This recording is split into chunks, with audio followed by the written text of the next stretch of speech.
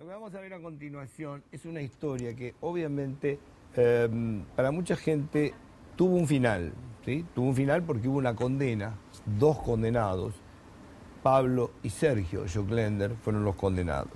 Pero en realidad, pese a que cumplieron su condena, pagaron su deuda con la justicia, la verdadera historia de este crimen nunca se conoció. Ni las causas, ni lo que realmente hacía el papá de los Joclender. Hoy Sergio es casi la sombra de Eve de Bonafini, una mujer conflictiva, altamente conflictiva, y le han quitado un poco de poder a Sergio porque, bueno, ahora está Felicia Micheli manejando los fondos de Madres de Plaza de Mayo. Lo cierto es que Pablo está a un costado y la otra hermana, la que no tuvo nunca nada que ver, con un apellido cambiado, circula por alguna parte del mundo. Lo cierto es que esta tragedia familiar nació con un abuso, con el alcohol, con un montón de cosas, pero también con un padre que tenía un trabajo misterioso que iba entre la venta de armas y el narcotráfico, y nunca se supo si el crimen también tuvo o no origen en esa historia. Bien, empecemos a desarrollar esta historia, que hubo condena, pero nunca se develó del todo. Lo que ella normalmente tomaba una noche común era una botella de vino, media botella de whisky y 3 o 4 copas de coñac. Todo eso por pastillas. Cuando el 30 de mayo de 1981, los policías se enfrentaron a un auto estacionado en pleno barrio norte, de cuyo baúl caía un hilo de sangre, sospecharon que estaban frente a un caso que cambiaría la historia policial de la Argentina. Adentro, los cadáveres de un matrimonio estaban llenos de horror y serían solo una de las partes de un rompecabezas familiar escabroso, nunca antes conocido. Tirando de ese hilo de sangre que chorreaba del baúl de un auto estacionado, aparecía una madeja oscura llena de detalles escalofriantes que involucraban adicciones, tráfico de armas, incesto y abuso de menores. Hace casi 29 años, la historia criminal argentina empezaba a conocer los entretelones de una familia maldita, los Joclender.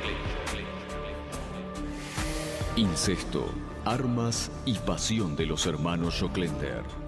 Matemos a mamá y papá. No era un día cualquiera.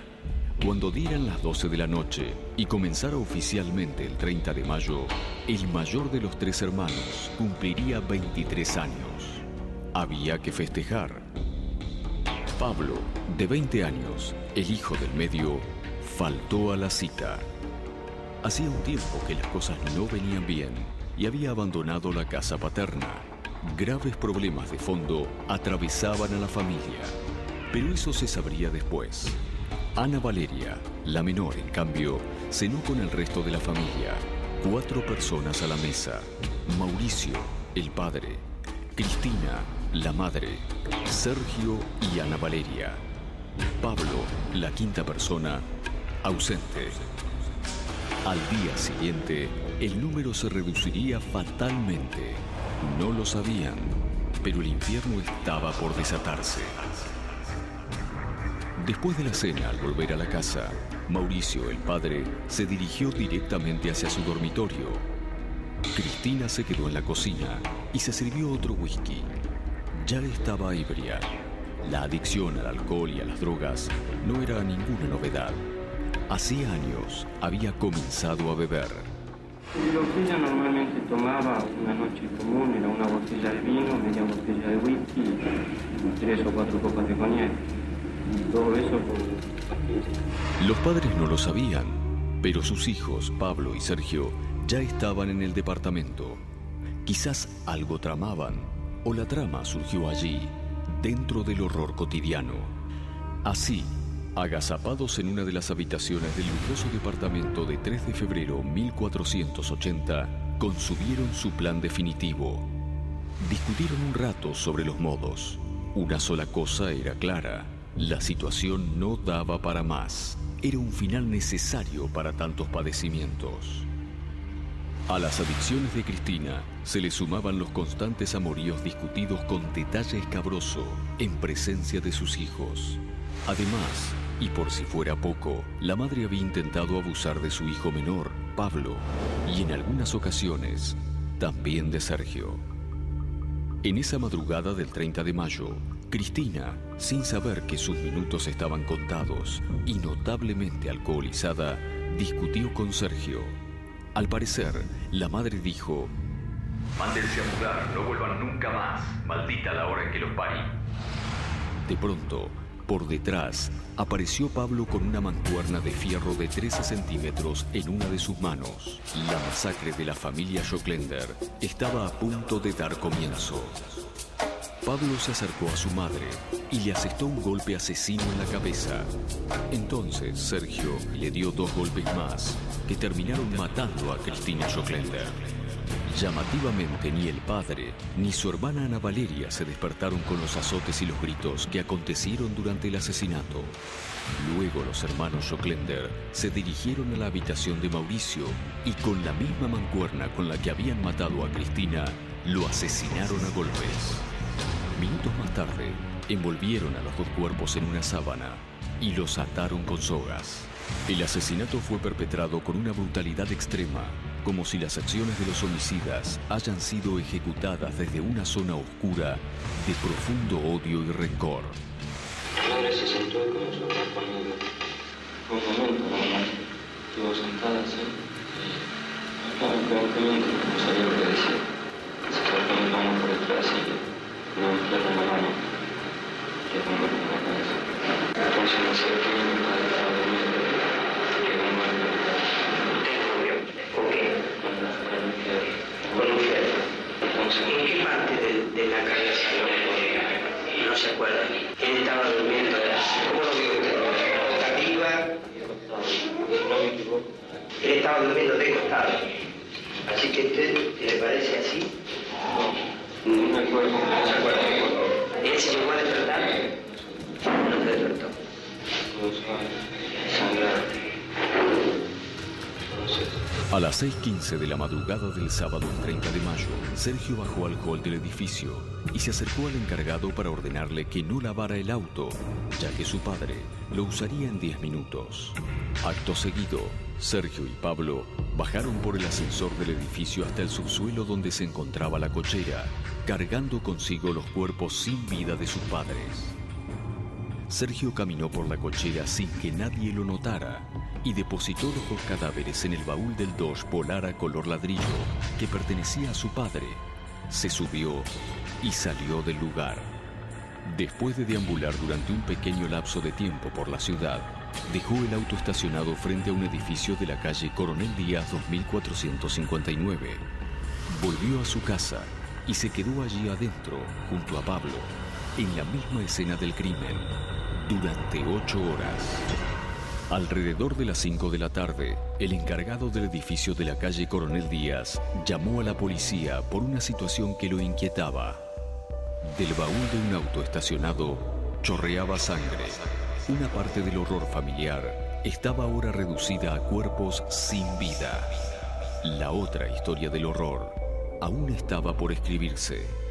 La prensa ya empezaba a hacerse eco del crimen. Cuando la policía comunicó a los Schoclender sobre el siniestro hallazgo, los hermanos prometieron llegar al lugar en 10 minutos. Nunca lo hicieron. Con $5.000 iniciaron una fuga infructuosa en otro Dodge Polara, este color azul, que pertenecía a los hermanos. Sergio fue apresado en Cobo, población ubicada a 25 kilómetros de Mar del Plata, haciendo dedo en la Ruta 2, en pleno intento de fuga. Llevaba un arma consigo, pero no llegó a usarla cuando lo detuvieron. Pablo había tomado otro camino y fue sorprendido en la localidad de Ranchillos, en la provincia de Tucumán. Aparentemente quería seguir su fuga a caballo. Se dice que tenía los cabellos teñidos y ropa de paisano. El mismo Pablo comentó: El día que me detuvieron experimenté un alivio enorme. Atrás había quedado una insensata fuga. De su hermana, Ana Valeria, poco se sabía en el momento y poco se supo después. El terrible asesinato del matrimonio Schoclender encerraba una siniestra trama familiar que los propios parricidas, Sergio y Pablo, se iban a encargar de hacerle saber a todo el mundo.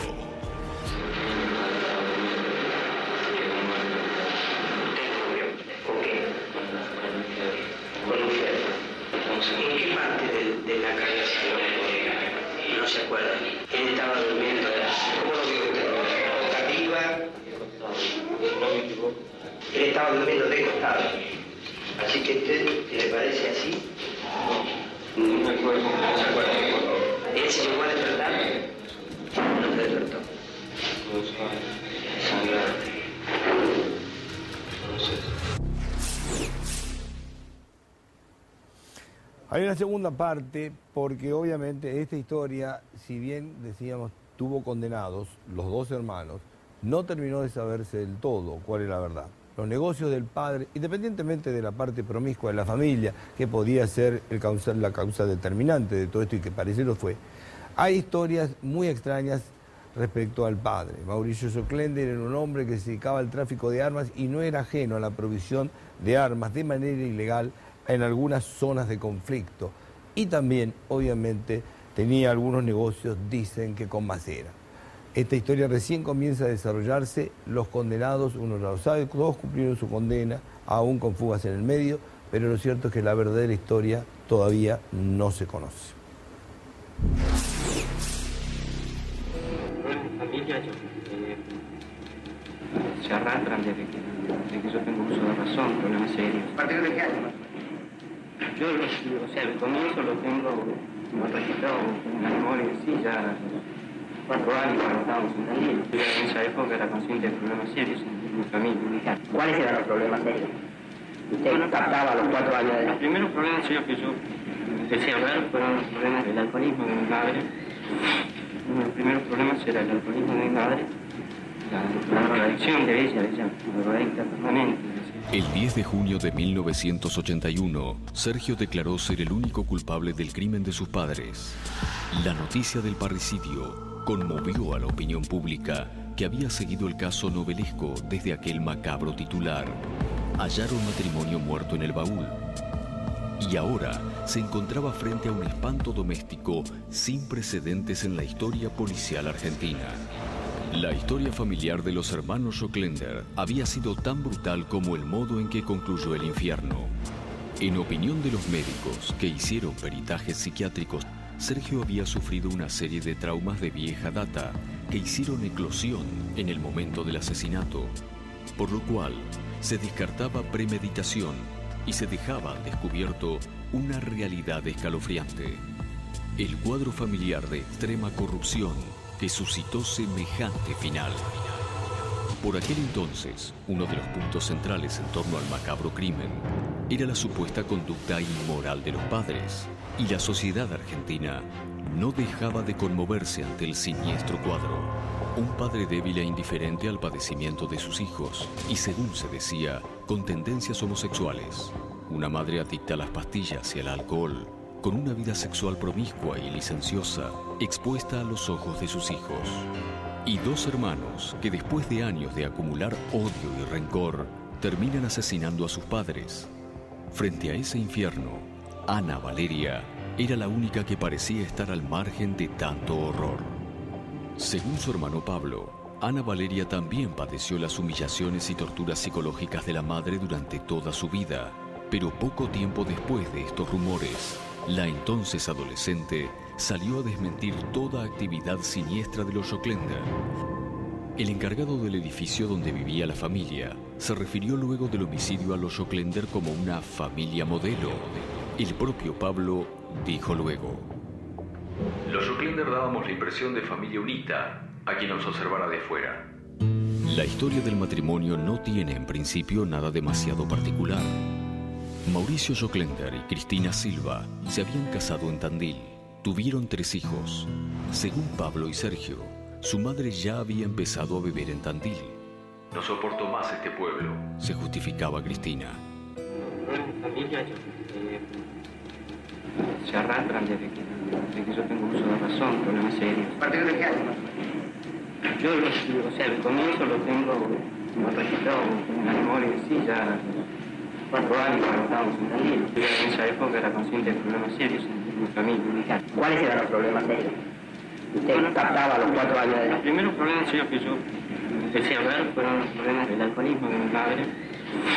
Uno de los primeros problemas era el alcoholismo de mi madre, la drogadicción de ella drogadicta permanente, es decir, ella tomaba suministros y pastillas para dormir como cualquier persona puede tomar caramelo.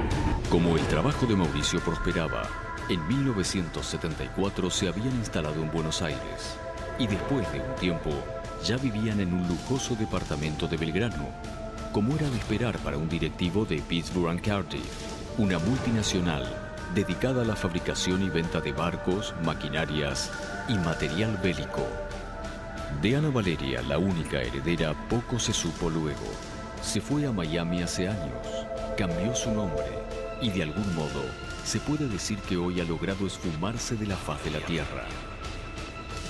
Lo que Ana Valeria quiso dejar atrás apenas se insinúa entre los aterradores retazos de situaciones familiares que Sergio y Pablo apenas permiten entrever entre los recovecos de una historia que aún esconde muchos puntos oscuros.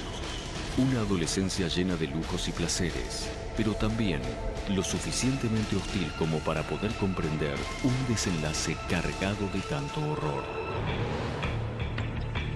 Acoso, abuso sexual, incesto, los ejes determinantes de uno de los crímenes más horrorosos de la historia policial argentina. Uno de los primeros problemas era el alcoholismo de mi madre, la drogadicción de ella drogadicta permanente, es decir, ella tomaba suministros y pastillas para dormir como cualquier persona puede tomar caramelo. Es raro como poco después de salir Joclender de la cárcel, empezó a transitar camino. Bueno, terminó siendo abogado, por lo menos en la cárcel. Lo cierto es que inmediatamente tuvo un protagonismo muy extraño y que de alguna manera hacía sentir, e incluso llegó a decirlo, que en realidad él cargó con una culpa que no le correspondía. Cuando uno recorre la historia de esta familia, es probable que advierta que no está del todo equivocado y que hay muchas cosas en esta historia que jamás se contaron. Vamos a la tercera y última parte. Creciendo, la posición cambió. Ella empezó a buscarlo, mi hermano. Durante el día tenía esa posición de desprecio y ponía mal, ya empezaba a buscarlo. No estaba de otra manera. Cuando usted tiene noticias, si es que la hubo, ¿Sí tuvo alguna relación sexual con tu hermano? Yo la primera noticia que tuve la tuve con mi hermano. Mi madre a las 3 de la madrugada venía a mi dormitorio con el pretexto que se sentía mal e iniciaba sus interminables coloquios. Después encaraba su tema obsesivo, el sexual. En esas charlas le contaba intimidades de su vida, los juegos eróticos que entablaban con su padre y los impulsos homosexuales de ambos. También me sometía a revulsivos interrogatorios. Pretendía saber qué hacía en la intimidad con mis amigas, cuáles eran mis apetencias y técnicas. En una de sus vacaciones en la casa de la costa uruguaya, en el verano del 81, Cristina, ya muy borracha, franqueó una barrera escalofriante que paralizó a Pablo. Me acariciaba el pelo y las mejillas. De pronto la dio la cabeza, me miró y sonrió con amargura. Te quiero tanto. Lástima que seas mi hijo. Al rato, la madre entró sigilosamente a la habitación de Pablo y, sentada al borde de la cama, comenzó a acariciarle la cabeza.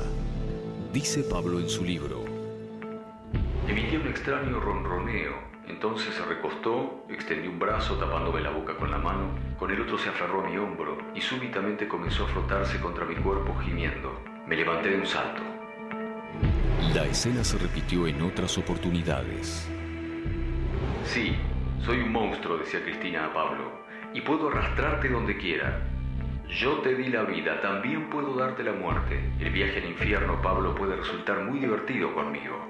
Cuando Pablo se lo contó azorado a su hermano Sergio, este le comentó que lo mismo le había insinuado a él un tiempo atrás, que la madre quería convencerlo diciéndole que en tiempos de Adán y Eva, la cópula entre hermanos o entre madre e hijo era perfectamente lícita. Creciendo, la posición cambió. Ella empezó a buscarlo, mi hermano. Durante el día tenía esa posición de desprecio y ponía mal, ya empezaba a buscarlo. No estaba de otra manera. Cuando usted tiene noticias, si es que la hubo, ¿Sí tuvo alguna relación sexual con tu hermano? Yo la primera noticia que tuve la tuve con mi hermano. Crimen y castigo. Una vez que Sergio asumió la absoluta responsabilidad en el caso, el 12 de marzo de 1985, la jueza Marta Lupardo absolvió a Pablo. Pero en 1986, la Cámara del Crimen modificó el fallo y los jueces que entendían en la causa definieron como fantástico, casi mitológico el relato de Pablo y lo sentenciaron, al igual que a Sergio, a prisión perpetua. A todo esto, el 8 de abril de 1986, sorprendentemente, Sergio cambió su declaración alegando que sus padres fueron muertos por asesinos profesionales que después fueron aprehendidos en Brasil, pagados por traficantes de armas con los que su padre hacía negocios y por cuya razón pagaba porcentajes sobornantes a altos miembros de nuestras Fuerzas Armadas y las de Brasil. Su nuevo testimonio nunca fue tenido en cuenta. Pablo pasó a tener orden de captura internacional. Para ese entonces se encontraba en Santa Cruz de la Sierra, Bolivia. Estaba prófugo. Curiosamente, al igual que su hermana Ana Valeria, pero con distintos fines, Pablo se había cambiado el nombre, transformándose en Walter Sandoval o Jorge Velázquez alternativamente. En Bolivia se dedicaba al comercio y hasta había tenido una esposa y una hija a quien llamó Malena. Finalmente, recién en 1994, una cuestión menor lo puso al descubierto. Jorge Velázquez, es decir, Pablo Joclender, libró cheques sin fondos e Interpol lo detuvo inmediatamente, deportándolo a Argentina para cumplir su condena. Pablo cursó los estudios de Derecho en la cárcel y al tiempo empezó a ejercer, cuando en 2001 los peritajes psiquiátricos dictaminaron que no tiene rasgos psicóticos ni psicopáticos, por lo cual, sumado a su buena conducta, pudo obtener el beneficio de las salidas transitorias, sin tener aún la libertad para ir a donde quiera. Solo puede moverse dentro de un radio preestablecido, debiendo volver a dormir a la cárcel. Se estima después de cumplir 16 años de condena, podrá obtener entonces la libertad condicional. Sergio también estudió en la cárcel. En sus años como presidiario, obtuvo 2 títulos universitarios. Es psicólogo y abogado. Después de un régimen de salidas laborales por buena conducta, Sergio obtuvo su libertad condicional en 1995, favorecido por la ley del 2x1, llevada adelante por el gobierno menemista. El día de su salida, Eve de Bonafini estaba esperándolo. Se hicieron amigos cuando la líder de Madres de Plaza de Mayo lo visitaba en la cárcel y le preparaba una mesa con mantel y ravioles caseros para atenuar la sordidez de la prisión. Eve de Bonafini lo quiere como a un hijo. El sentimiento es recíproco por parte de Sergio, que hoy, incluso, trabaja para la Asociación Madres de Plaza de Mayo. Otra de las curiosidades en el destino de Sergio es que actuó como abogado defensor de Manuel da Bouza, acusado de parricidio, en un caso que también conmovió a la opinión pública, que encontró en los da Bouza ecos del tristemente célebre caso Joclender. En 1998, y según el dictamen de la justicia, los hermanos de 22 y 25 años fueron condenados por el homicidio de su padre, un alto empresario de Techint. Hoy, Sergio Joclender vive en el exclusivo Country Highland de Pilar, junto a su mujer. Pero la libertad no es color de rosas. Una vez cumplida la condena de la justicia, sigue la condena social. Algunos de sus vecinos cuestionan su presencia, alegando que no quieren tener como vecino a un criminal. El castigo parece extenderse como una mancha de aceite y el estigma de los Joclender está marcado a fuego, dejando en claro que de la tragedia nadie puede salir ileso. Los hermanos se unieron por el espanto desde su infancia, como un pacto silencioso y lacrado con sangre. La historia criminal argentina no cuenta con un precedente semejante. Los amigos y familiares cercanos callaron para siempre, y ellos mismos fueron muy reticentes a la hora de hablar del hecho. El asesinato de sus propios padres, y por si fuera poco, la mera posibilidad del incesto, los colocó en el centro de una escena trágica contemporánea. De hecho, Como ha dicho el propio Sergio, la vida no les ha dado paz. Como si hubieran sido dos almas condenadas al infierno, el 30 de mayo de 1981, una puerta del horror fue cerrada trágicamente. Pero como una trampa, abrió otro compartimento del infierno que los Schocklender aún no han terminado de atravesar.